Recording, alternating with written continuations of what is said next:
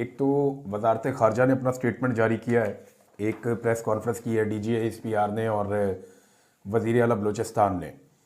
तो जो दफ्तर ख़ारजा का स्टेटमेंट है उसमें उन्होंने बड़ा कैटेगोरिकली ये कह दिया है कि अफ़गानिस्तान से राब्ते में थे जो दहशतगर्द मारे गए हैं। और पाकिस्तानी दफ्तर ख़ारजा का कहना है कि जाफ़र एक्सप्रेस पर होने वाले हमलों में मुलव्वस शिद्दत पसंदों के अफ़गानिस्तान में टेलीफोनिक कॉलें करने के सबूत मिले हैं और मज़ीद शवाहिद इकट्ठे किए जा रहे हैं। अब ये अफ़गानिस्तान के साथ जोड़ा है, लेकिन DGISPR ने एक स्टेप और आगे गए हैं और उन्होंने कहा जी कि जाफ़र एक्सप्रेस हमले का जो मरकज़ी स्पॉन्सर है वो भारत है।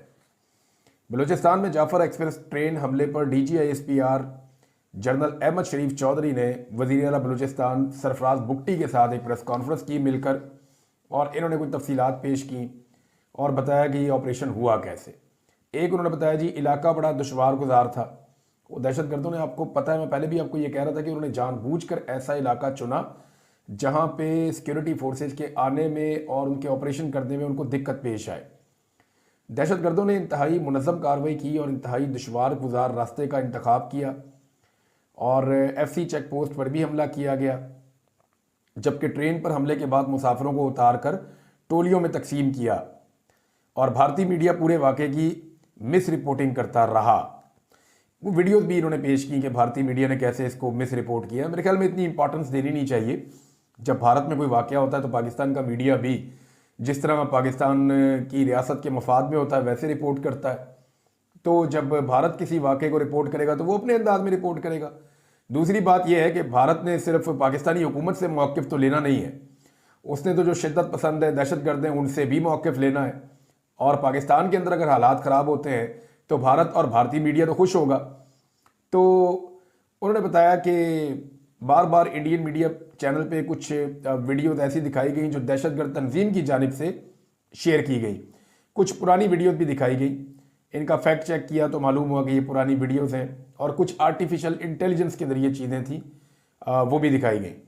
उन्होंने कहा कि 11 मार्च को 1 बजे के करीब दहशतगर्दों ने एक धमाका करके पटरी को तबाह करके ट्रेन को रोका, इसकी तो वीडियो मौजूद है। फिर उन्होंने कहा हमारे FC और आर्मी के जवानों ने इलाके का मुहासरा किया हुआ था, दहशतगर्द टोलियों की शक्ल में लोगों को लेकर बाहर मौजूद थे।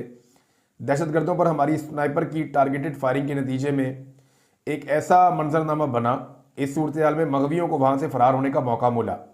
उन्होंने इसकी एक वीडियो भी पेश की, DGISPR ने दिखाई, जनाब ये वीडियो आप देख लें कैसे लोग वहाँ से भागते रहे। और बहुत सारी वीडियोज़ हैं, मेरे पास भी मौजूद हैं, कुछ तो ऐसी हैं जिनको आप कभी सोशल मीडिया पे या मीडिया पे डाल ही नहीं सकते। उन्होंने कहा बड़ी हमारी प्लानिंग थी और प्लानिंग के ज़रिए से दहशतगर्दों को इंगेज किया गया, लोगों को छुड़वाया गया। दहशतगर्द अफगानिस्तान में अपने हैंडलर्स से राब्ते में थे, बच्चों और ख़वातीन को ट्रेन के अंदर रखा और चौकी पर हमला करके 3 FC जवान शहीद किए। दहशतगर्दों के पास बैरून मुल्क का असला भी मौजूद था, क्लाशनकोव्स वगैरह थी उनके पास। ये वैसे रशियन वेपन है क्लाशनकोव, ये अफगान वार पूरी की पूरी इसी पे हुई है। बलूचिस्तान में अगर आप कभी जाएं तो नाज़रीन वहाँ पे आपको सबसे ज़्यादा जो वेपन मिलेगा वो क्लाशनकोव है। उसके बाद अब कुछ अमेरिकन वेपन आ रहे हैं, जो खैबर पख्तूनख्वा की बेल्ट है या पश्तून बेल्ट है, वहाँ पे आपको M4 मिलेगी, M16 मिलेगी। ये वो गन्स हैं जो अमेरिकन यूज़ करते हैं, ये आपको पश्तून बेल्ट के अंदर बहुत ज़्यादा मिलेगी। लेकिन जैसे ही आप बलोच बेल्ट में जाएंगे तो आपको क्लाशनकोव मिलेगी, आपको वहाँ पे G3 मिलेगी, आपको वहाँ पे ज़रा डिफरेंट किस्म के वेपन्स मिलेंगे। ये वो वेपन्स हैं जो ज़्यादातर रशियन यूज़ करते हैं, अफ़गान वार के अंदर जो है वो इस्तेमाल हुए हैं। तो अब तो उनके पास भी बड़ा जदीद असला है। यहाँ पे जो बलोच शिद्दत पसंद हैं उनके पास भी बहुत जदीद, पहाड़ पे बैठे उनके स्नाइपर की जानिब से ज़रार कंपनी पर एक फायर आया, हमारा एक नौजवान इससे भी ज़ख्मी हो गया। उन्होंने ये भी कहा, फिर उन्होंने कहा कि ट्रेन ड्राइवर समेत बच जाने वाले मुसाफिरों के वीडियो बयानात भी उन्होंने पेश किए। फिर उन्होंने ये बताया कि किस तरीके से ऑपरेशन होता रहा, कितने घंटे ऑपरेशन चलता रहा। मैंने आपको बताया था कि ये पाकिस्तानी फोर्सेस की तारीख का सबसे मुश्किल ऑपरेशन है। आज भी जो सवाल किया गया कि ये बंदे गए किधर, यानी 440 की तादाद में बताया जाता है ट्रेन में बंदे थे, 300 के करीब बताया जाता है कि रेस्क्यू किए गए हैं, तो बाकी लोग कहाँ गए? जो शहीद हुए हैं उनकी तादाद हुकूमत जो है वो 30 तक भी नहीं बताती, उससे कम बताती है। तो ये सवाल पूछा गया तो इस पर वहाँ पे सरफराज बुगटी साहब ने कहा जी देखें, मामला ये हो सकता है कई लोग ट्रेन पे गए ही ना हो सकता है कई लोग कहीं उतर गए हों, हो सकता है कई लोग भागे हों जो अभी तक मिल ही नहीं रहे, और हो सकता है कुछ लोग जो हैं वो अभी तक यरगमाली हों या उनको लेकर वो साथ चले गए हों। तो ये मैंने आपको पहले भी इतला दी है कि कुछ यरगमालियों को जो दहशतगर्द हैं वो अपने साथ भी ले गए थे और वो अभी तक रिकवर नहीं हुए, ये मकामी सहाफ़ियों का दावा है। बहरहाल अब ये देखते हैं, और वो बेचारे कहते हैं जी हमारा आपने नाम नहीं लेना, वो ये कहते हैं जी हमें आप डिस्क्लोज नहीं कर सकते, हमारी यहाँ पे जान खतरे में है, लेकिन ऑफ द रिकॉर्ड कुछ चीज़ें वो लोग बताते हैं।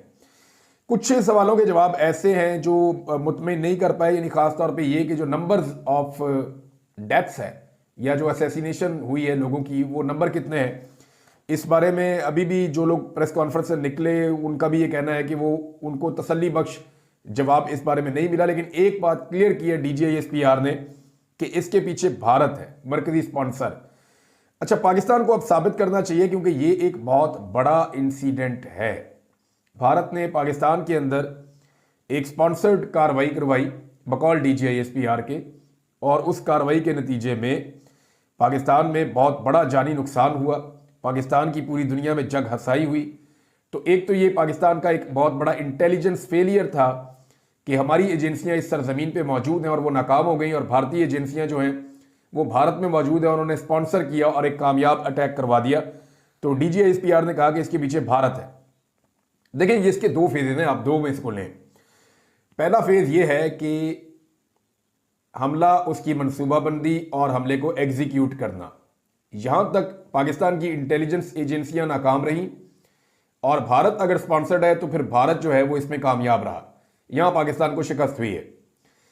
दूसरे फेज में जहां पे ऑपरेशन करना था, यरगमालियों को बचाना था या दहशतगर्दों को मारना था, इसमें पाकिस्तान को कामयाबी हुई है, और इसके लिए जो फोर्सेज हैं वो तहसीन के लायक है। तो जहां नाकामी है उसका भी जिक्र करना चाहिए, जहां कामयाबी है उसका भी जिक्र करना चाहिए। तो इसमें DGISPR ने ये नहीं बताया कि जिम्मेदार कौन है। देखिए, जिम्मेदारी का तयन जरूर होना चाहिए। Who is responsible for this attack? दहशतगर्दों ने तो वही किया जो उन्हें करना है, दहशतगर्दों ने वही किया जो वो हमेशा से करते चले आए।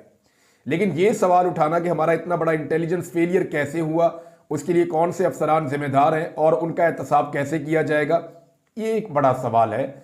इसका जवाब भी आना चाहिए और इसके ऊपर कार्रवाई करके कौम को बताना चाहिए, क्योंकि देखें बहुत सारे मासूम लोग शहीद हुए हैं जो मुसल्ला नहीं थे और उन्हें बेदर्दी से कत्ल किया गया है। यहाँ एक चीज़ और है जो पकड़ी है ज़ुबैर अली खान साहब ने, ये भी सीनियर जर्नलिस्ट हैं, हाल ही में हुकूमत के अताब का निशाना बने, इस्टेब्लिशमेंट के, इनको नौकरी से भी निकलवाया गया, इनके ऊपर सख्ती भी की गई। अब जो नुक्ता इन्होंने उठाया इसके बाद इन पर भी गद्दारी का ही फतवा लगना, और क्या लगना है। लेकिन टेक्निकल नुक्ता है जो इन्होंने उठाया, उन्होंने कहा जी कि DGISPR की जो प्रेस कॉन्फ्रेंस है उसमें और कामरान शाहिद को दिए गए इंटरव्यू के अंदर तजाद है, यानी दोनों जगह DG साहब अलग अलग बात कर रहे हैं। प्रेस कॉन्फ्रेंस में DGISPR ने बताया कि जब फौज के स्नाइपर्स के जरिए से दहशतगर्दों को एंगेज किया गया तो कुछ लोग वहां से भागे और इस दौरान उन पर फायरिंग की गई दहशतगर्दों की जानिब से, जिससे कुछ हमारे लड़के जो हैं वो शहीद हो गए। दूसरी जानिब कामरान शाहिद को दिए गए इंटरव्यू में DGISPR ने कहा था कि दौरान ऑपरेशन कोई हलाकत नहीं हुई। ये दोनों चीजें अलग अलग हैं।